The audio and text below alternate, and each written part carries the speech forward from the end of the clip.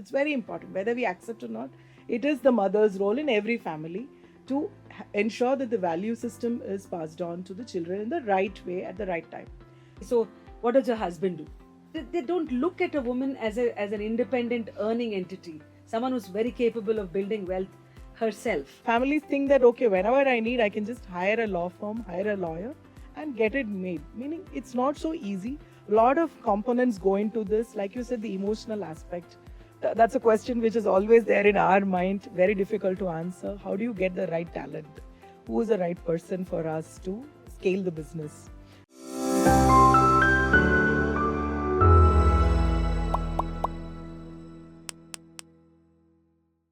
Given how deeply you are involved at such a fundamental core level with the families, do you also land up as a multi-family office doing things which are way beyond the scope of a usual financial, organization?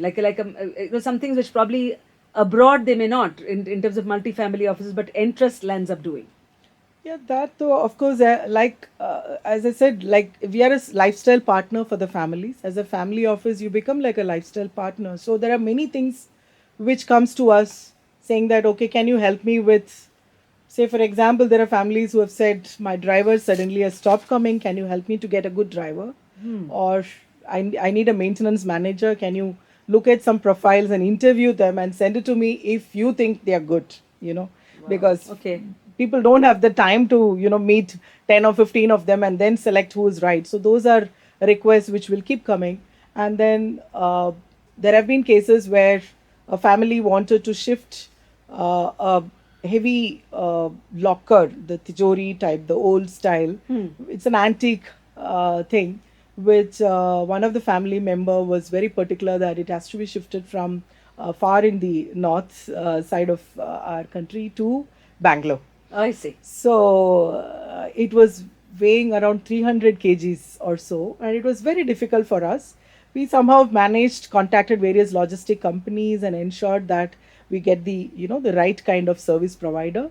And one of our office staff was always on the phone call, following up for the movement and everything. And then it came to the villa in Bangalore. We had to ensure that it goes to the first floor bedroom without any damage to the staircase or the wall. I All must say of this was ensured that's by a our pretty person unique there. client Yes, request. yes. And the client do not want to focus or spend time on this, obviously. So we were continuously involved in all of this process until it was kept in that right designated place in the first floor bedroom. Yeah. So these are requirements which comes. But when you entered this, I'm just going to ask you to flash back a little bit, given when, let's say, your growing up years. Yeah. What is it that drew you to this profession in the first place? Just give us a little background about yourself. Okay. So, as Rajmohan started this, we both were in banking on the other side of the industry, where we go to our client necessarily to position ourselves as a product selling opportunity, right? You take a product or a investment theme which the bank or the outfit wants you to sell to a client. That's the profession we were. And most of the days we used to feel that when we come back, okay, is this the only thing which I can do to my client? Can I do something more? Is there anything else which I can do? Can I support them in beyond this transactional requirement? So that ended up in we becoming advisors to the family, where we can advise on many things and not just wealth management, right? Many things, as in what is the right time to invest in a real estate? Is it a good time to buy gold now and keep it, until my daughter's wedding or whatever, right? Or is this the right time to invest in a property, commercial or residential? So all sort of queries come to us. So that is an advisor's role. Again, coming to me, especially from a banking background, not just in the private or the consumer selling side, but also I've been part of operations and compliance. So when I thought of family office, I always felt that family office also has to take care of the process and simplicity and then operational aspects of the family. Right. Because when we think of legacy, it is not just about wealth and what is the quality of the portfolio, what is the risk underlying, what is the kind of complexity of the portfolio. All these aspects has to be taken care when you plan for legacy, because the next person who's taking over your wealth should find it easy, Yeah. simple to manage. It should not be very complex. It should be easily, possible to transition to the next generation. So those are aspects which is all coming under the family office. So we felt a process is also extremely important in family office.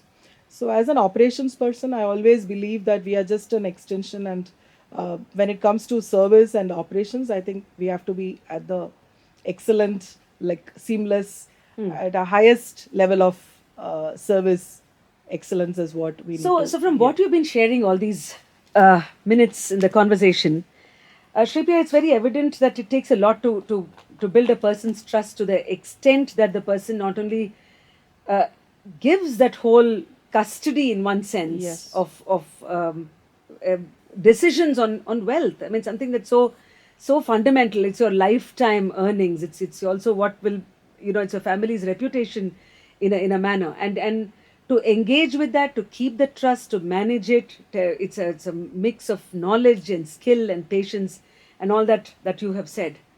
I'm now going to ask you to um, go deeper and tell me a few insights that you see with women in particular. Now, historically, women have held lesser wealth because of the nature of holdings, Yeah.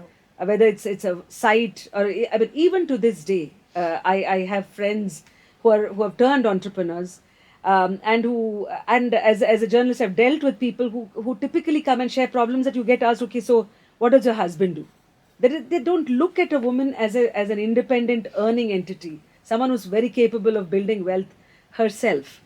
So does this closeness with your that you enjoy with your clients, does this also get you in touch with women entrepreneurs? Who are the women today who are in the driver's seat, whether it's in metros or in your experience in this past decade? Is that scenario getting better? See, I always have felt that women, even if they were not in the forefront in the earlier also, they were always there as the chief emotional officer in every family.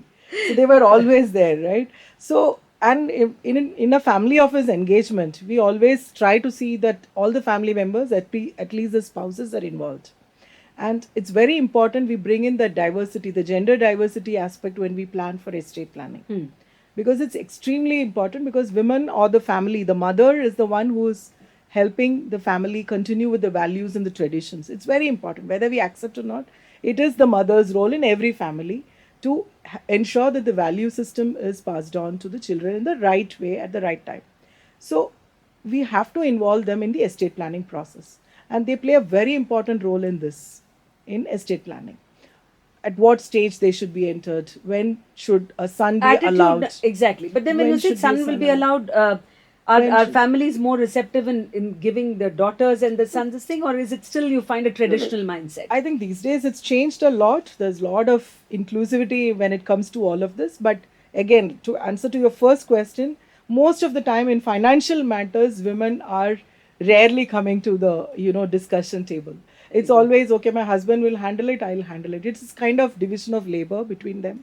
They've accepted that I'll do this. I'll do this. So you manage the money. You do it, and I'll take care of this. But my question is, if you know that your husband or your spouse is taking care of everything, you know that it is, at least when it comes to you as an inheritance, how easy it is, how complex it is going to be, what is the kind of profile, what is the kind of a portfolio he or she has created, what is the quality of that. You need to know that at least, right? Okay, you can be rest assured that the money is being managed, but is it easy, is it very difficult? So when we do it on behalf of another person, we have to also consider this, that it is easy for the next generation to And willful understand and ignorance is take it. certainly not an Not at all. option. No, Yeah, not at yeah. all. So that's extremely.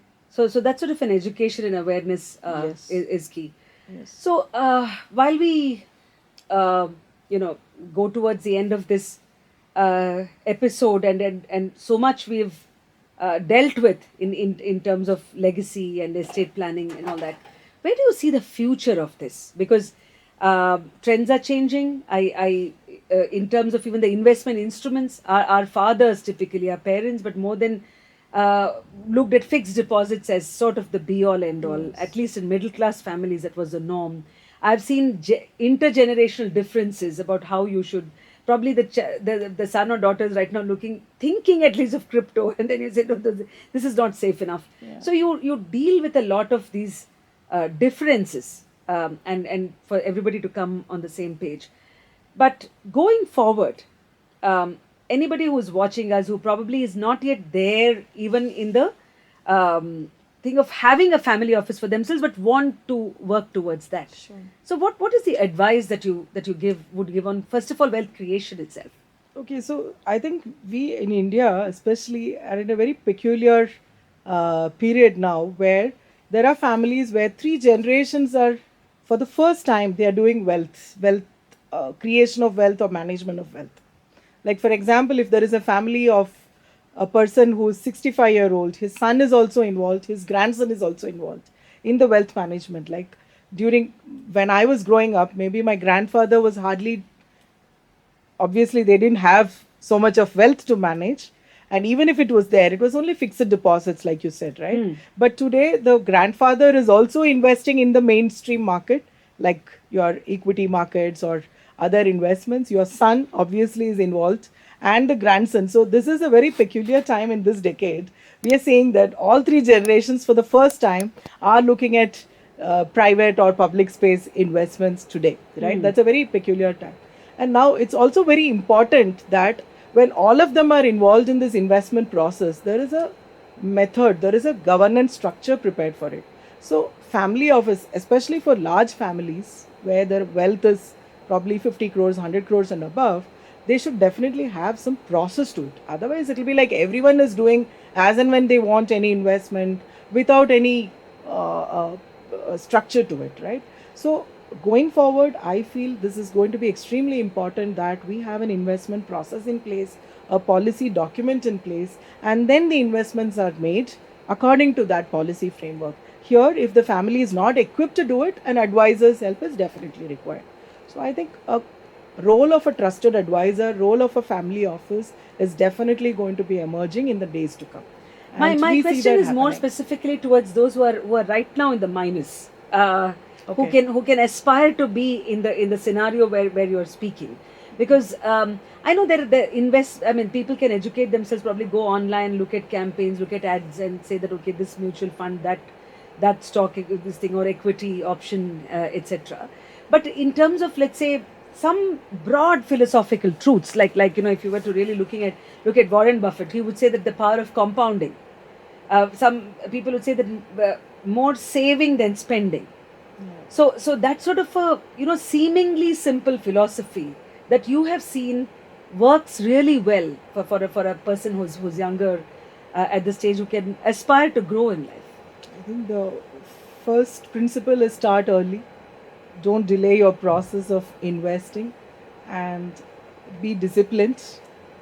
Have a process, a discipline in place for your investing, and And uh, probably be not emotional about money, because we, I we, think we often, I don't know yeah, about whether this is applicable to other countries, but I always feel that we tend to get emotional rather yeah, than logical and pragmatic. I've seen sometimes some yes, communities are so good with money, yeah, some people yeah, are not. yeah. They probably lose money faster. Correct, correct. So there are two things where you can manage this. Emotional, if you want to distance your investment decisions from emotions, as a wealth creator, like at the early stage, you set up an SIP, which Hmm. is the very simplest of it, right? Whether you like it or not, if you have created a standing instruction saying that every month an X amount has to go into markets, it goes automatically. I don't even have to use my mind to say, okay, market fell yesterday, should I invest or not? No, you don't have the choice because you have set up an SIP and it is going to go. Hmm. So you have handled the emotion part there, the conflict is not there, right? And if you have a discipline, you have a process. Now, if you are at the higher levels of your pyramid of wealth creation, obviously you can go to a wealth manager, you can go to an advisor Yeah. to seek advice. See, an advisor again comes with his or her expertise, and also helps you to distance yourself from that emotional conflicts while Hmm. taking decisions. That's extremely important, because when we make investments, if emotions also come into play, it becomes complicated. So that's Wow, there's just so much of you know behavior, psychology associated with money, the way we deal with it, Shri Priya. So I'm just thinking that you have a very very interesting. yeah, very interesting journey we had, and we'll continue to have. Yeah, yeah. Yeah. So even in your family circuit, a lot of people end up asking you for advice. Your friends. Yes, of course. Advice is something which everyone wants free of charge, and we are happy to do it once in a while. Yeah. Yeah. Except that when you are looking at it as something which you're enabling so many businesses and Yes. families to do Yeah. that, it's almost like a mission, right? It's not just a profession. Yeah. It's like almost that you're. This is your own way of desh seva, if you ask me. Yeah. That's a very big word, but definitely we have very, I mean, we are very happy to say that many of our clients are into nation building and we support them as a back office to them. So, family office is an office for the family. So, we are the professionals who will take care of the family so that the family can focus on what they want to do.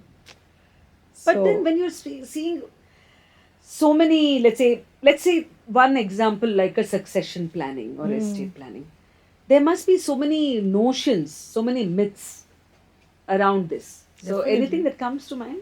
Yeah, definitely. Everyone thinks estate planning and everyone knows, acknowledges that estate planning is most important, but it's not urgent.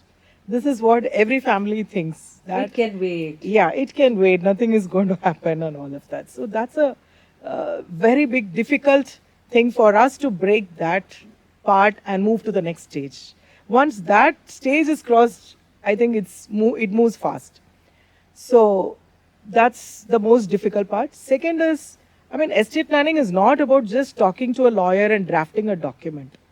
Definitely, it's not about that. So families think that, okay, whenever I need, I can just hire a law firm, hire a lawyer, and get it made. Meaning, it's not so easy. A lot of components go into this. Like you said, the emotional aspect. What are the things which has to be taken care? What stages? What should be the graded approach of distribution of wealth?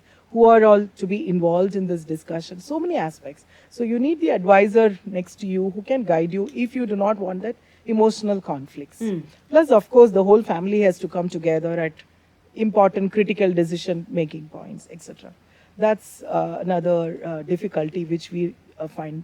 And then third, most important is it's not a cookie cutter method. If any clients ask me, okay, can you draft a trust document and send it to me, I'll review it. It is not possible.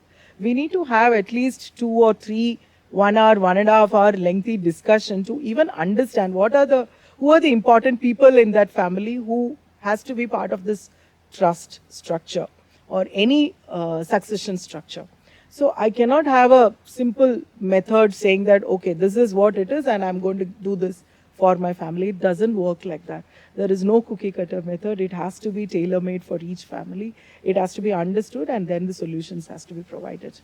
Then it's not only about the people who are for the next generation, the succession vehicle, what you're creating, Yeah. not necessarily for the next generation. Many times, see, for whatever reasons, God forbid, something happens to the person himself or herself. You need a succession plan at that time also. Everyone thinks, okay, after me passing away, if something happens, okay, I know these people will handle, for which I have given a nomination, I have transferred some money, I've given a gift deed, everything. But if something happens to me as a decision maker, if I have a disability, if I have some other reason for which I'm not able to take a decision, Yeah. my mind is not in a good state of frame, then it is required. A succession vehicle is required. Again, here we had a client who was a successful entrepreneur at some stage, and both his sons were in the US. And this family actually, sons used to come only once a year, but this man, we used to call him uncle, and he actually got a paralytic attack and he couldn't even sign the checks. He Oh my, was okay. in the bed for almost like many years until he passed away. For almost 2 3 years he was on the bed, and he couldn't sign the check, and very difficult to sign the check also. And so one of our colleagues from here, he manages Chennai for us, and from Chennai, so this family is now in Ahmedabad. So he used to travel from Chennai to Ahmedabad to help that uncle sign the check, get a banker come home to verify that, okay, so and so has only signed. Only after that, his own money he could access. Ah, Even if you have the money in the bank account, for you to access, you need to sign the check. The banker should be comfortable with the signature. So, because my colleague went every time this transaction used to happen, then he passed away. His wife again had no clue of where all the investments are there. And the sons came during that period when father had passed away. They were there for 1 month. But in 1 month, you can hardly handle all of the estate matters. Especially in India, if you have real estate, if you have multiple bank accounts and portfolios, you need to spend some time to ensure that everything is transitioned.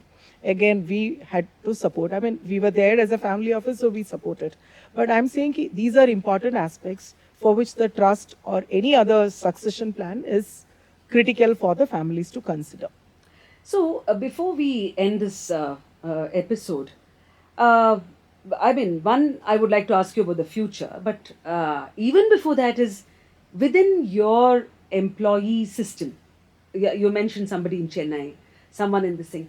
It's so important for the values to be distilled of what the founders hold very, very precious, because you're holding such data, such sacred data of families. That so, how do you? What are the measures you take with it to keep that going within your own workforce? That's a great question, but that's a question which is always there in our mind, very difficult to answer. How do you get the right talent?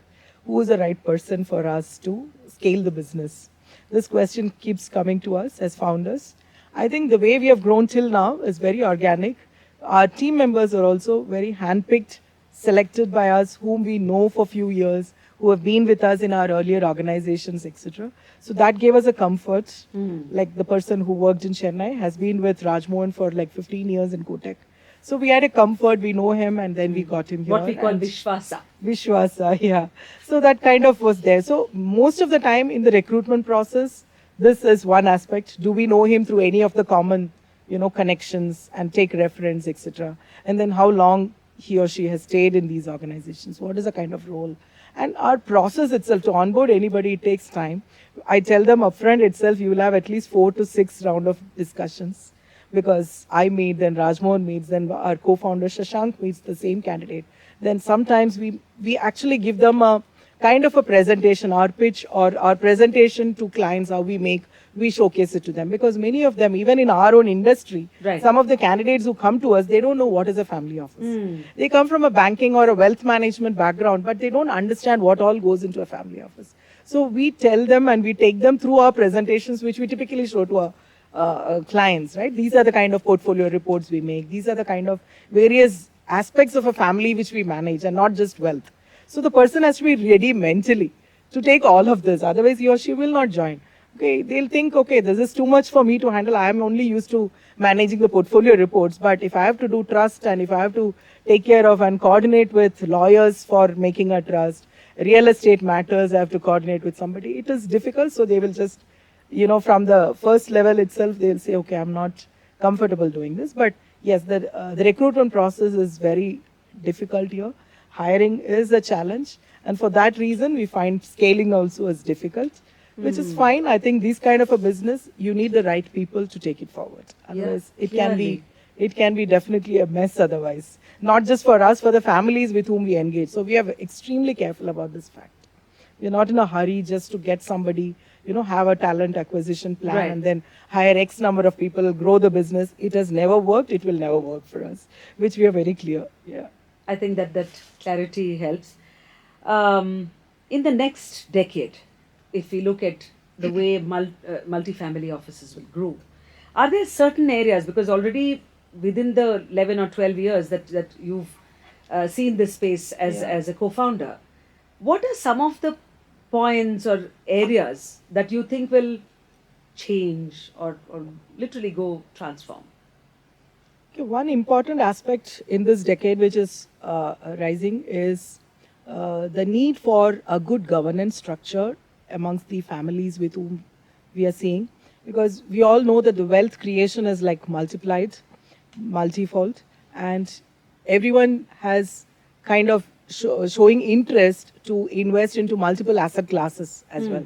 Earlier it was only fixed deposit. Today you have equities. In equities itself, private market, public market. You invest in directly into stocks. You invest through mutual funds, PMS, EFs. So you have multiple investment options, and everyone wants to explore all of this.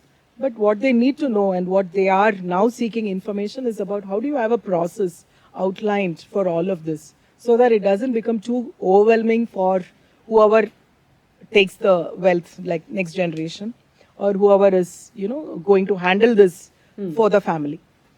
So having a process in place, having a governance structure is extremely important, especially again, families have newer members coming from uh, across the globe. Like you have daughters marrying someone else from another place, or sons gone for education, they've settled there, so he or she becomes a US resident or Europe. So you have to consider all of these aspects. What are the various tax angles from each jurisdiction when you think of wealth management and estate protection? So that's one. Just to give you an example, so one of our clients who is a very successful education industrialist, meaning they have multiple schools and institutions. Okay. But the family has been very comfortable doing real estate investments. So they have like huge real estate assets in Bangalore itself, in prime locations. Okay. But the younger children always felt that if we go on accumulating land and real estate assets, it's going to be extremely difficult for the children to manage it. So when the younger generation started coming, they felt that, okay, let us appoint a family office who can then help us in how do we diversify across various asset classes. Okay. And not just real estate, because the father and the parents were very comfortable buying land or selling it and, doing all JD, joint development, etc. But the kids said, definitely this is not what we want. We want to diversify because we don't want to get into all sort of problems, only having real estate as an asset class. So we help them in having an asset allocation plan, understand the risk profile, then make a policy framework, then help them with the various asset classes. So we are a custodian for them now. We guide them in every investments, etc. Another family, so I can tell you so many examples because this is what we deal with. Another family where, again, a successful entrepreneur, he and the family involves two son and daughter, and he and his wife. So they have allocated, so they have an operating business from where the wealth is created, but now the wealth is not further going into the same business. So they have set aside a portion for investments. Okay. And the family is in consensus that the investments can be made in across mutual funds or equity investments, everything. But only one person in the family is very particular that he wants to do only private market investments, and that too high risk, early stage startups. Now the family, father obviously has created the wealth. Father is not comfortable allocating any money to startups. So at some point, they were doing this for the last almost 2-3 years. So the son was taking a decision to invest into startups, and they were just doing it because, and at some point, the father called Rajmohan and said, hey, see, I'm finding it difficult because now my children are involved in the investment process, and my son kind of wants to get into all venture investments, startup space, etc., Right. which I am not comfortable, right? I know my business, I'm managing that, and I can understand that. But the new startups, I don't know what stage he is doing, what is the rationale, are we doing the right thing? And each one is going to take 5 years, 7 years, 10 years. So Rajmohan, I need your help. Can you or your team come and help me with Okay. having a process in place? So we went, met the family. We tried to understand what is that they really looking for as a help from us. So we first started with putting a process, a policy document, governance process, saying that these are the kind of investments and the objective, investment vehicles allowed, what are the kind of thresholds we can have in each of these investment type, etc. And then when it comes to private investments, we said we'll form a kind of a committee where interest also will be there. And each of the investment opportunity which your son will be bringing, we will pass through this investment committee To where sort of obviously evaluate it. Yes, Yeah. yes, Yeah. evaluate. And the requirement for the family is let us have a document in place. Whether we invest in the startup or we, pass that investment opportunity, but let us have a document put in place saying that this is a rationale for which I have approved the investment or I have rejected the investment, so that tomorrow nobody should have any, discussion or argument on this. So it's a very simple thing, but family needs help like this. Yeah. So I'm saying going forward, these kind of governance process is going to be extremely important. See, with AI tools available on investments and with so many softwares and applications available for managing your money, that part is taken care. The front end part is taken care. But how do you ensure your processes are robust so that your wealth continues for multiple generations is very important. And there, I believe that human involvement, a trusted advisor, is going to definitely play a very critical role for large families. So no amount of AI can actually replace that. I don't that think so. very, I very believe personal human one. involvement will be required here. Yeah. Absolutely engaging, very, very riveting examples of families and how they look at wealth, legacy, planning, philanthropy. In various permutations and combinations, this episode we've dealt with it. Thank you so much, Shripriya, Thank you, for being on Vasanthi. this show. Thank you, Vasanthi. It was really good interacting with you. Thank you. As far as our viewers are concerned, I think they will be taking quite a wealth of information out of this episode. One hopes, because being wealth wise is certainly one of the crucial goals, and it's a great one to aspire to. So we definitely hope that you enjoyed watching this episode as much as we did making it. Thank you.